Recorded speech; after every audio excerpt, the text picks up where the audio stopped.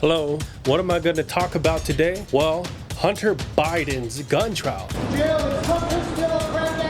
Remember all throughout 2016 to 2020, they said Hunter's laptop is Russian disinformation. Could actually be part of Russia's disinformation campaign. A Russian hack and dump operation. Russian misinformation. Completely ridiculous, right?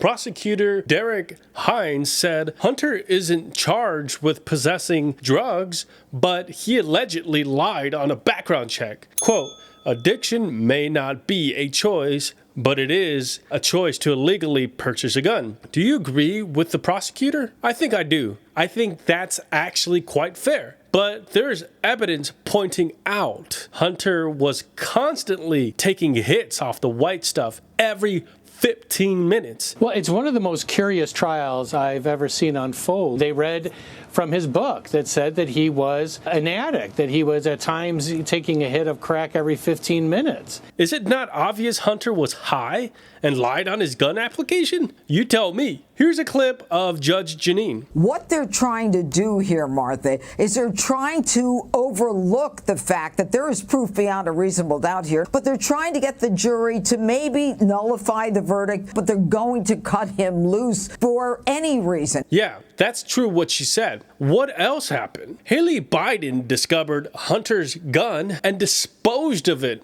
in a trash can outside of a supermarket, rather. Guess where his trial is? His trial is happening in Delaware, aka Joe Biden's turf, the opposite of the witch hunt that went on in New York against Trump. What's happening here is weaponization at a level that nobody's seen before, ever. They're fascists, they're communists, but they're smart, and they're ruining our country. And you want to know what else? Day after day, Democrat First Lady Jill Biden is going to his trials hugging others. Jill Biden is there. She's putting her arm around the wife of Hunter Biden. They got a solid, unified front. Are you believing Jill Biden? I'm not. Looks like a powerful family, right? Rules for us, but not for thee. Is it harsh to say white trash? You decide in the comments. And what about Republican frontrunner Donald Trump's son, Don Jr.? And when you're the father and your son's entire career is dependent on that. If your last name wasn't Biden, do you think you would have been asked to be on the board of Burisma?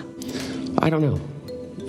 Probably not. I don't think that there's a lot of things that would have happened in my life that if my last name wasn't Biden. That's what it is. They've bought Biden Inc., and they've been doing it both domestically, whether it was MBNA Bank, whether it was Amtrak, whatever it was, domestically when he was a senator and had influence over domestic policy, and they started doing it internationally the second Joe Biden became vice president. Did he throw a gun in the trash?